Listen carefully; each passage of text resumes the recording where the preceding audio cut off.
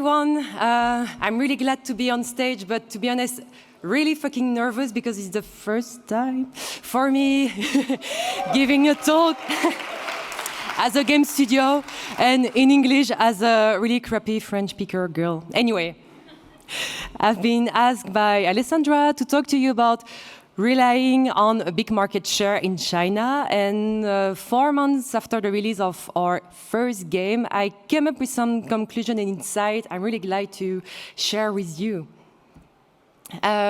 First, quick disclaimer.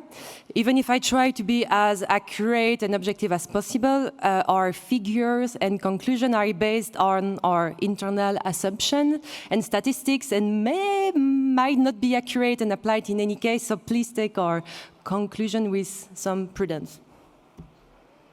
But first, who the fuck are we? Never saw this girl. I've been working with my co-founder Ludo for 3 years. He's a strategic and creative mind. He has the vision. And I'm the one trying to bring the structure and clarity to the whole creative storm. On the studio level, I'm accountable for finance, accounting, and HR. And I heard you think, it's not exciting at all.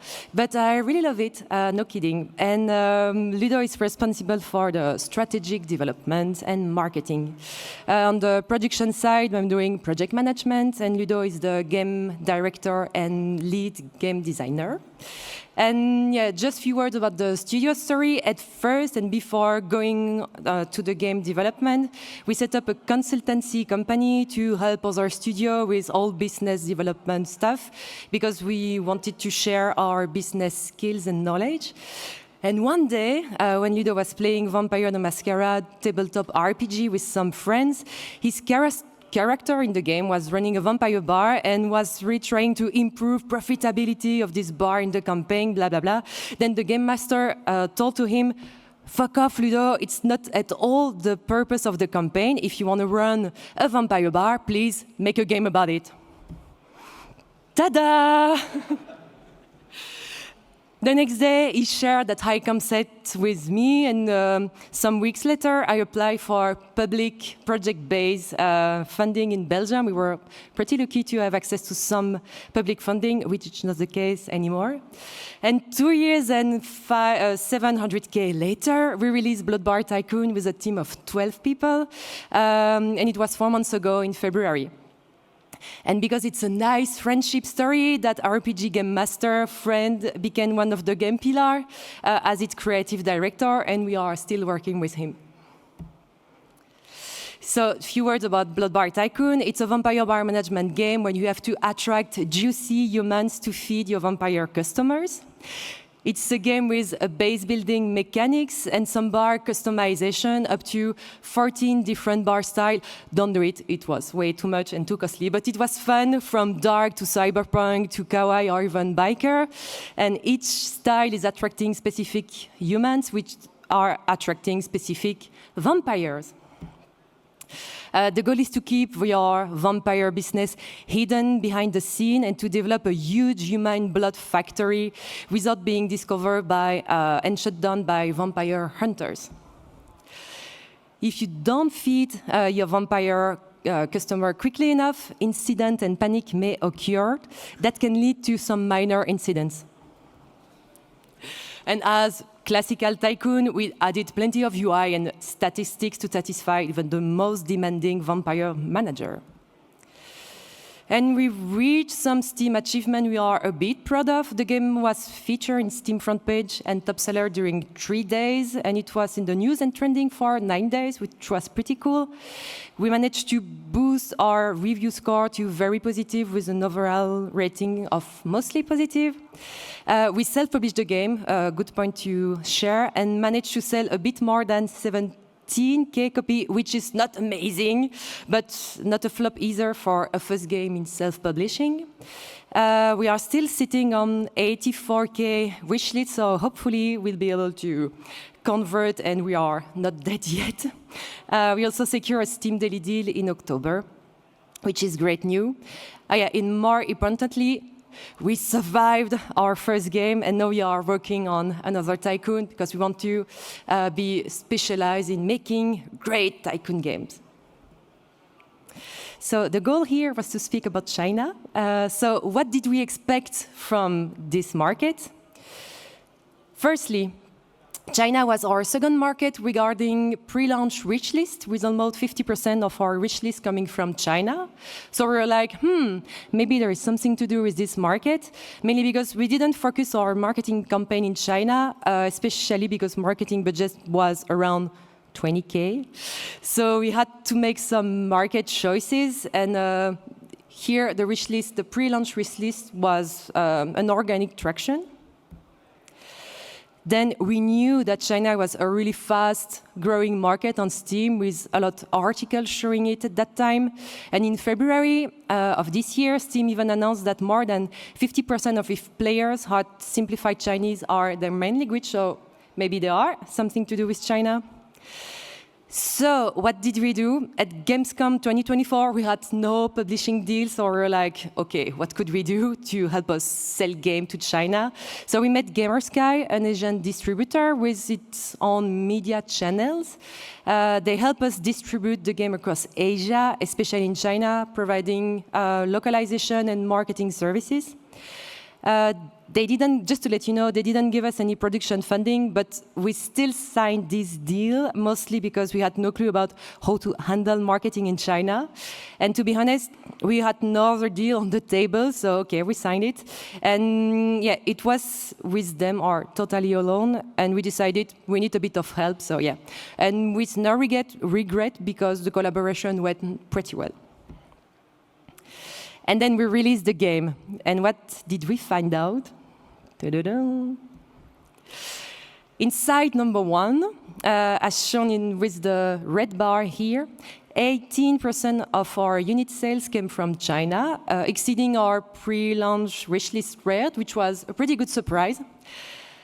However, if you have a look on the green line here, because we localized also the price, meaning that we lowered the price for China, that market only accounted for 8% of our revenue. So keep that in mind, half of the market share if you have a look on revenue instead of units.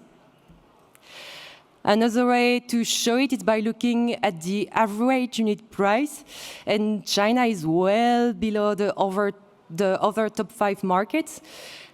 Actually, we set up the price ourselves, so it wasn't big new, so we knew it will happen. But when you got your first sales report, it's hard to realize you got half of the US and European price, so be prepared for that. And be prepared for that, and be prepared also for your revenue forecast. Inside number 2, our refund rate jumped in the first 2 weeks after launch, and we were really, really worried about it. It climbed to almost 20% before finally going down, thanks to the team patching the game twice a week. I've been told that in Europe, a decent refund rate is around 10%, so we were really crying. The thing is, our Asian distributor wasn't surprised at all about this high refund rate, and told us he was used to seeing rates way over 20%, so we thought, it might be another cultural difference. Unfortunately, I couldn't find any statistic on Steam about where the refunds came from, so saying they mainly came from China is a big assumption. Inside number 3, reviews. As you can see here, even if China accounted for 18% of our average market share, 28% of our total review came from China. So what does it mean? We might conclude that Chinese players are more likely to write reviews than players elsewhere. And if we take a closer look and split the stats into positive and negative reviews, we see that 25% of positive reviews came from China, while 38% of negative reviews came from China. What can we conclude then? Maybe that Chinese players are really, really keen and telling you how badly your game sucks. But it's an assumption. Another way to illustrate this difference is in the following graph. 31% of the Chinese players left negative reviews compared to only 18% on average elsewhere. Don't forget hydration.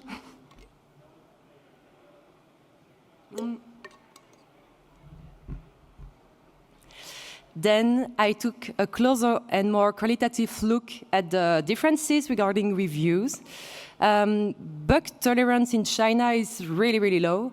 We realized that outside China, especially in Europe, players might say, there might have some bugs, but the game is pretty fun, and I will leave an encouraging positive review. In China, however, if they spot bugs, they will leave negative review, for sure. Quality expectations are also higher in China, and Chinese players write really detailed, point-by-point review, highlighting precisely how your game sucks, whether especially in UX UI or narrative or building system that was a bit clunky, yes, and or the progression curve. Yeah, quick funny anecdote. We made a marketing mistake. Gamersky, our Asian distributor, told us our vampire character might not be really appealing to Chinese players, so they said they will trick a bit the design for marketing. Ta-da! And they revealed this on their homepage. Just to tell you, a few weeks before the release, we were in a crunch period. We had no time to care about it, and we just trust the process. OK, you want to tweak? Please tweak. And of course, this is what happened. We got in-game bug reports and negative reviews complaining about the fact that those vampires weren't actually in the game, unsurprisingly. Anyway, I'm not sure it had a huge negative impact on our sales. It might probably have helped us sell the game. And yeah, we think Gamersky did a great job with marketing anyway, but it was really hard at that time receiving this kind of complaint because we weren't responsible at all for that decision. So the big question is, was it really worth it focusing and trying to sell game to China? Before answering the question, this is the final graph for today. It shows our weekly sales. You can see that China was our first market in the first week, ahead of the US. What can we conclude then? What I conclude, actually, that makes me believe that Chinese players are early adopters, meaning most of them are buying the game immediately upon release. It's good to know. And we think that the fact many Chinese players visited our Steam page in the first week made the Steam algorithm showcase the game on its front page. It's still an assumption, but yeah, I think it helped a lot. So, to answer the big question, was it worth it? For the pros, China is a high-growth market, giving us early adopters push that might have triggered a front-page feature on Steam. And we saw a strong launch day boost, and it might have helped for sure. On the cons side, we have no direct channel between us and the Chinese player because they have local communication channels we don't have easily access to. There are still UX UI localization gaps. Access to global Steam in China requires a VPN for Chinese players, which might be a friction, and we face competition from their own domestic Chinese selling platform that we don't have access to. I tried to make some research, and I've been told that 75% of Chinese players might use the VPN Steam, meaning the same that we use. So I really don't know if trying to navigate the Chinese government regulation to get access to the other local store is useful. Still have to make some research. And last point, it's more difficult to satisfy a Chinese player while its unit revenue is way lower than another player. So yes, my conclusion is, anyway, it was worth it. But next time, we could do better, for sure, and we could get prepared in advance before launch. And I will even tell you how we could get prepared. First point, we need to address the different UX UI expectation of Chinese player. For example, these are a bunch of advices that I read from the reviews. Optimize UI for smaller screens, since many Chinese players play on mobile. We should also clarify item effects, improve our building system, and rethink the information hierarchy. But most importantly, I think next time we must run pre-release playtests with Chinese players to ensure our UX improvement meet their expectations. And ideally, with the help of a Chinese partner to help us get access to the Chinese community. Second point, I think Chinese players leave negative review more often, and this is only my own assumption, because they lack direct way to contact us. So Steam reviews become their only way and their only channel to express themselves. They have a really low tolerance for bugs, that is for sure. And I think they have a strong consumer protection mindset that might, and that's why they leave detailed review to help the other one make their buying decision. So next time, we'll try to manage to get Chinese phone number to get access to a QQ account ourselves. QQ is the Chinese Discord, and engage directly with player. And we'll also publish transparent devlog to address their specific expectations. And finally, we need to release a really polished game, which is actually the purpose even outside China, but especially for Chinese player. And moreover, we should ensure a broader localization beyond languages that could also include UX, lore, and even character design, but in-game this time, not only for marketing purposes. That could be included, for instance, in a publishing deal and discussed with a Chinese publisher or distributor. So, okay, this is my game, but please localize in any way you want to make sure it fits Chinese expectation. So, to sum up, why you shouldn't ignore the Chinese market. Chinese players are highly vigilant and demanding. As I said, they provide frank, detailed feedback, so you know exactly what they like or don't like in your game. And it's probably better getting this feedback before the release and before your game is released than afterwards. China seems to be a massive pool of early adopters, so they can drive word of mouth and significantly boost your game visibility on Steam at launch. And these are the key actions we will try to achieve for our next coming game. Run frequent playtests with local community, because their expectation about UX is not the same than here. Go for a deeper localization, including language, UX, character design. Set up a dedicated QQ server to directly engage with the community. And then publish a Chinese language devlog to maintain transparency and momentum. And that's it. Thank you.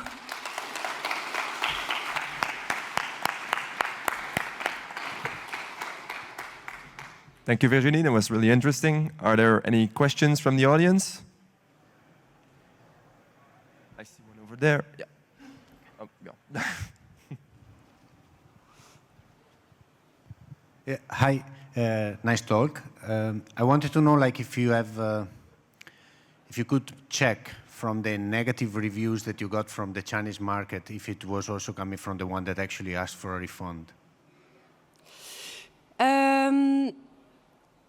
Yes, I could, but I didn't have time to go through all the 500 reviews to check whether they ask for a refund. And even all the statistics are not accessible through Steam, so what did I copy-paste all the reviews from the bot we got directly to our server Discord, and I did a control find to check whether the languages was in Chinese. So as I wrote, it might have some assumption, approximation, but you don't know. You know why players are asking for a refund. You don't know where it's coming from. But maybe I could have went through all the, And just to let you know, it's a good idea to have a bot sending all the reviews directly on your Discord server. This way, you easily get access to all the reviews because it's not easy to find it again on Steam. Thank you. You're welcome. More questions? I have one.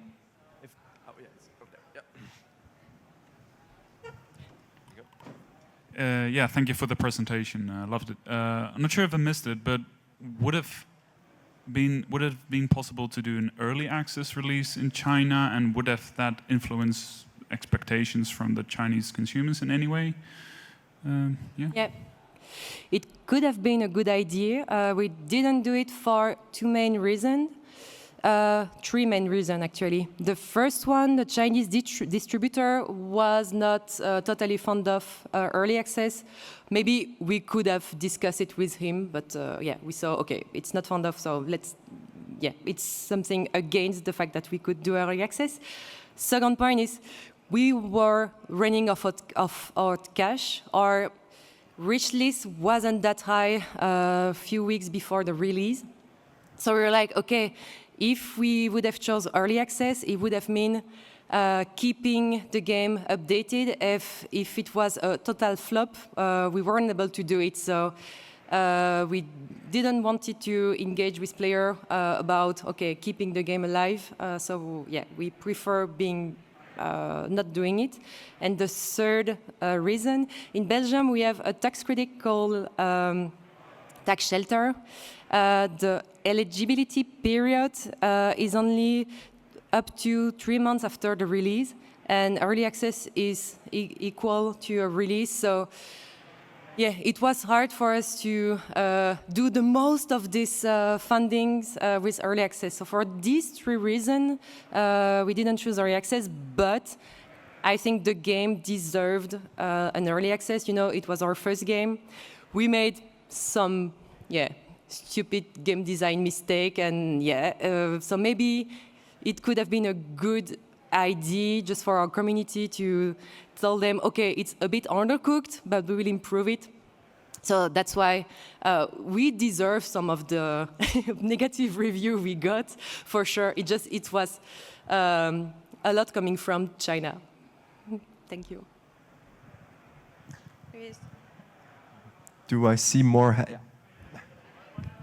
I didn't, but she did. Hello. What did the Chinese publisher do, and do you know the effects of what they did?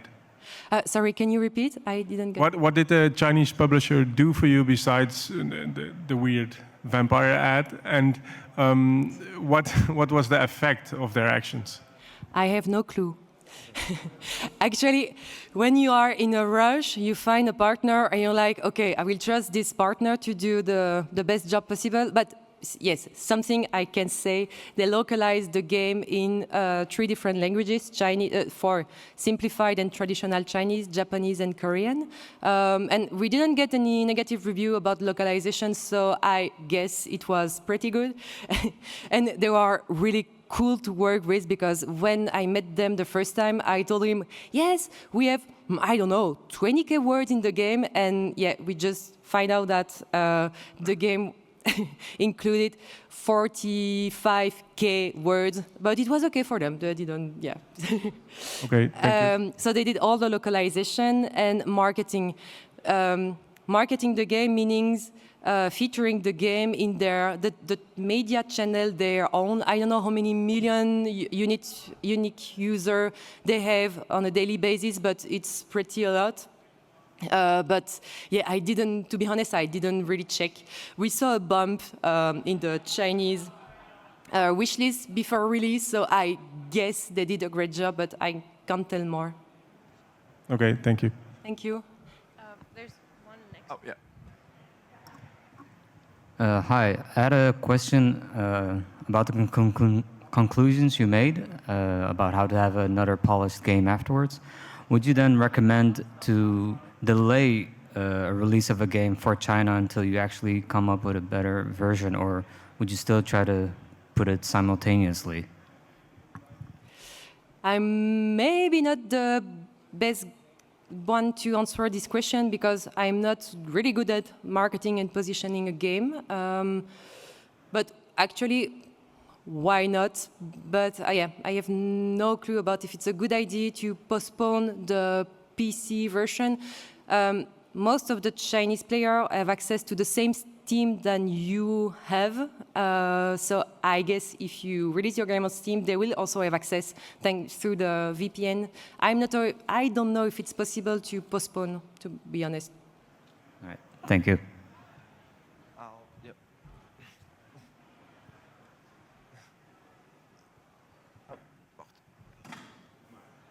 I won, yeah. Thank you. Thank you very much for the talk. I thought it was very interesting. I think it's very good as well that you are trying again and not just giving up after the first time and learning from your mistakes. So good job with that. I was wondering, apart from kind of the main takeaways that you just talked about, if you also have other resources or ways to approach this localization that you are basing yourself off. Or maybe other games as well that maybe had a good approach? I don't know. I think, yeah, Ludo has my co-founder has the answer. But I think the best way to approach it is to discuss with a Chinese distributor, publisher. Just before the talk, I was talking to 2 different publishers and told them the issue I got with Chinese players. And yeah, they was writing down, okay, that's a good idea, why not running a specific playtest with Chinese player?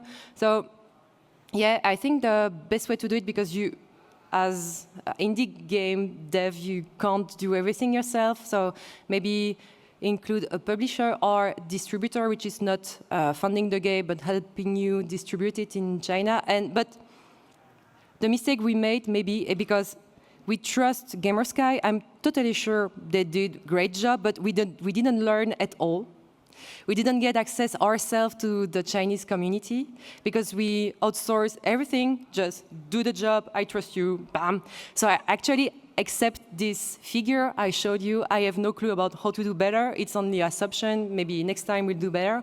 So my advice is to, okay, work with someone who knows the market well, but work with him and have access, ask him to give you access to the QQ server or all the channels they are managing. So yeah, that could be my advice.